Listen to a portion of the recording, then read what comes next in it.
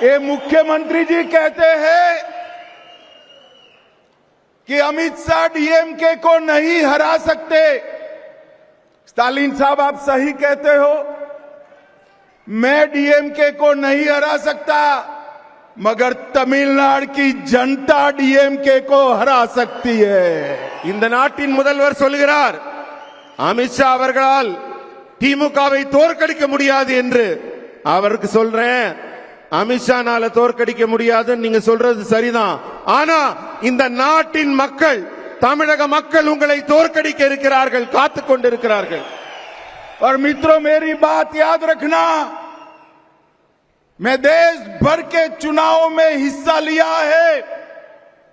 मैं पब्लिक की नब्ज जानता हूं, जनता की नब्ज जानता हूं। तमिलनाडु की जनता इस बार डीएमके की सरकार को उखाड़ कर फेंक देगी। என்னுடைய நீண்ட கால அரசியல் அனுபவத்தில் சொல்றேன், மக்களின் நாடி துடிப்பை உணர்ந்தவனாக சொல்கிறேன். வரப்போற தேர்தல்ல தமிழக மக்கள் திமுகவை தூக்கி எறிய காத்துக் கொண்டிருக்கிறார்கள்.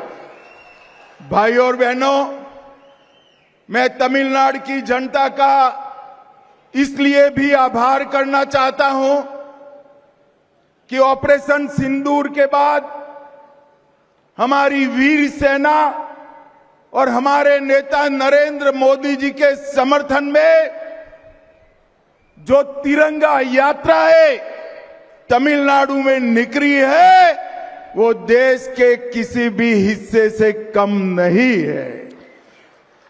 சகோதர சகோதரிகளே, இந்த நேரத்தில் நான் உங்களுக்கெல்லாம் குறிப்பிட்டு சொல்ல வேண்டியது என்னவென்றால், ஆபரேஷன் சிந்தூர் நம்முடைய தேசத்தின் அப்பாவி மக்கள் கொல்லப்பட்ட போது வடக்கிலே நடைபெற்ற அந்த நிகழ்ச்சிக்கு மிகப்பெரிய எழுச்சியும் மிகப்பெரிய ஆதரவும் நாட்டுப்பற்றும் தமிழகத்தில் இருந்து ஒரு ஆதரவு குரல் ஒலித்ததே, அதை நான் நினைவு கூறுகிறேன்.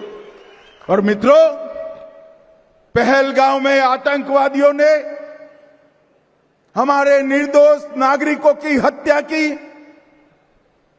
धर्म पूछकर हत्या की, और मोदी जी के नेतृत्व में हमारी तीनों सेनाओं ने पाकिस्तान के घर में घुसकर आतंकवादियों को सफाया करने का काम किया है. பகல்காம்ல நம்ம அப்பாவி பொதுமக்களை மதத்தின் பெயரால் நீங்க யாருன்னு அடையாளப்படுத்தி கொடூரமாக கொலை செய்த தீவிரவாதிகளை முப்படைகளையும் திரட்டி நமது பாரத பிரதமர் மோடி அவர்கள் அவங்க ஊருக்குள்ளேயே புகுந்து அடித்தார் பாருங்க. அதுதான் அவர்களுக்கு நாம் புகட்டிய பாடம். भाई और बहनों, नरेंद्र मोदी जी प्रधानमंत्री बने उसके पहले कई आतंकवादी हमले हुए, इससे भी बड़े हमले हुए, मगर कोई जवाब नहीं दिया जाता. 14 में मोदी जी प्रधानमंत्री बनने के बाद उरी, पुलवामा और अब पहलगाम हुआ. हमने सर्जिकल स्ट्राइक, एयर स्ट्राइक और सिंदूर ऑपरेशन कर कर आतंकवादियों को करारा जवाब देने का काम किया है. இதற்கு முன்னர் கூட அந்த தீவிரவாதிகள் எல்லாம் தங்கள் கைவரிசையை காட்டி இருக்கிறார்கள். ஆனால் அப்போது எல்லாம் இத்தகைய வீர தீரமான செயல்பாட்டை எல்லாம் முந்தைய அரசுகள் வெளிப்படுத்தவில்லை. ஆனா பூரி ஆகட்டும், புல்வாமா ஆகட்டும், தற்போது நடந்திருக்கும் ஆபரேஷன் செந்தூர் ஆகட்டும், நமது முப்படைகளும் ஒன்று திரண்டு இந்தியாவின் வீரத்தையும் தீரத்தையும் திறமையையும் நிரூபித்திருக்கிறது. पाकिस्तान के अंदर 100 किलोमीटर अंदर जाकर आतंकवादियों के हेडक्वार्टर को जमीन दोस्त करने का काम हमारी वीर सेना ने किया है. பாகிஸ்தான்ல தீவிரவாதிகள் பதுங்கி இருந்த இடத்துல எல்லாம் 100 கிலோமீட்டர் அவங்க எல்லைக்குள்ள பறந்து சென்று தீவிரவாதிகளின் இருப்பிடத்தை கண்டறிந்து துல்லியமாக தாக்கி அவர்கள் இருப்பிடத்தை மண்ணோடு மண்ணாக்கியது நமது ராணுவம். और मित्रों, मोदी जी के समय में ही रक्षा उत्पादन में देश आत्मनिर्भर बनने जा रहा है. மோடி அவர்களின் ஆட்சியிலே எல்லா முன்னேற்றங்களும் எப்படி இருக்கிறதோ அதுபோல ராணுவத்திலும் கூட ஆத்ம நிர்பர் என்று சொல்லக்கூடிய தன்னிறைவான ஒரு நிலை ஏற்பட்டிருக்கிறது. அதனால் தான் மிகச் சிறப்பாக செயல்பட்டிருக்கிறோம். और जब रक्षा क्षेत्र में आत्मनिर्भरता की बात करते हैं तो पूरे देश का युवा कावेरी इंजन का नाम बड़े गर्व के साथ लेता है. ஆபரேஷன் சிந்தூரின் வெற்றியை பற்றி எல்லாம் நாம் எல்லாம் பேசிக் கொண்டிருக்கும் இந்த வேளையிலே இந்தியாவின் வான்வெளி சாதனையை பற்றி சொல்ல வேண்டும். இந்த நாட்டின் இளைஞர்கள் எல்லாம் காவிரி என்ஜின் என்ற சொல்லை இப்போது உச்சரிக்க தொடங்கி இருக்கிறார்கள். और हमारे देश में बने मिसाइल्सों ने जब पाकिस्तान की एयर डिफेंस सिस्टम और उनके वायुसेना के अड्डे को तहस नहस किया, पूरी दुनिया आश्चर्यचकित होकर उसके देख रही. பாகிஸ்தான் தன்னுடைய ட்ரோன்களையும் ஏவுகணைகளையும் நம் மீது வீச தொடங்கிய போது இந்தியாவின் வான்வெளி வல்லமை உலக நாடுகளுக்கெல்லாம் நிரூபிக்கப்பட்டது. அத்தனையையும் அடித்து தூள் தூளாக ஆக்கியது நம் இந்திய ராணுவம். भाई और बहनों, मोदी जी ने स्पष्ट कहा है कि ऑपरेशन सिंदूर समाप्त नहीं हुआ है. आगे पर भी अगर कोई गोली चलाएगा तो उसका जवाब गोले से दिया जाएगा. மோடி அவர்கள் சொல்கிறார்கள், ஆபரேஷன் சிந்தூர் இன்னும் முடியலங்க. மறுபடி தீவிரவாதிகள் வாலாட்டினால் அவர்கள் இடத்திற்குள் புகுந்து வீடு புகுந்து தாக்கி அவர்கள் அழிக்கப்படுவார்கள் என்பதை இந்த நேரத்திலே நான் நினைவூட்டுகிறேன்.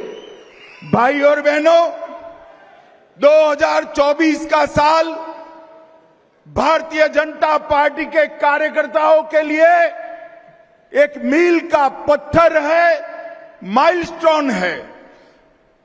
மக்களே, இப்ப வரக்கூடிய 26ஆம் ஆண்டு தேர்தல் பாரதிய ஜனதா கட்சியின் ஒவ்வொரு தொண்டருக்கும் மிக மிக முக்கியமான உயிர்ப்பான அவசியமான ஒரு களமாகும்.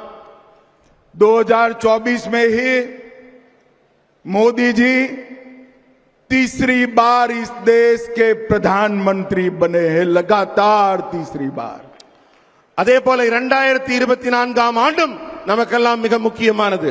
அப்போதுதான் நமது பாரத பிரதமர் மோடி அவர்கள் 3வது முறையாக இந்த நாட்டின் பிரதமராக பதவியேற்றுக் கொண்டார். और 2024 में ही ओडिशा में पहली बार पूर्ण बहुमत की भारतीय जनता पार्टी की सरकार बनी. 2024 தான் ஒரிசா மாநிலத்தில் முழு பலத்தோட முழு மெஜாரிட்டியோட பாரதிய ஜனதா கட்சியின் ஆட்சி அங்கு அமைந்தது. हरियाणा में लगातार तीसरी बार सरकार बनी. ஹரியானாலையும் அதே போல மிகப்பெரிய வெற்றியை அங்கு 3வது முறையாக பதிவு செய்யப்பட்டது. और महाराष्ट्र में अब तक की सबसे बड़ी विजय बनाकर भारतीय जनता पार्टी की सरकार बनी. அதே போல மகாராஷ்டிராவிலும் இதுவரை இல்லாத அளவிற்கு மிகப்பெரிய வெற்றியை பாரதிய ஜனதா கட்சி பதிவு செய்திருக்கிறது.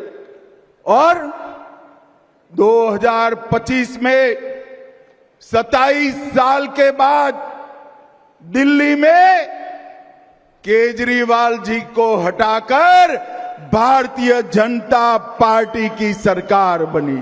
அதே போல 2025ஆம் ஆண்டு மிகப்பெரிய சாதனை செய்யப்பட்டது. டெல்லியில அரவிந்த் கெஜ்ரிவால் அவர்களின் ஆட்சி 27 ஆண்டுகளுக்கு பிறகு டெல்லியில் பாரதிய ஜனதா கட்சி ஆட்சி அமைத்திருக்கிறது. और 2025 में दिल्ली में सरकार बनी, 26 में तमिलनाडु की बारी है.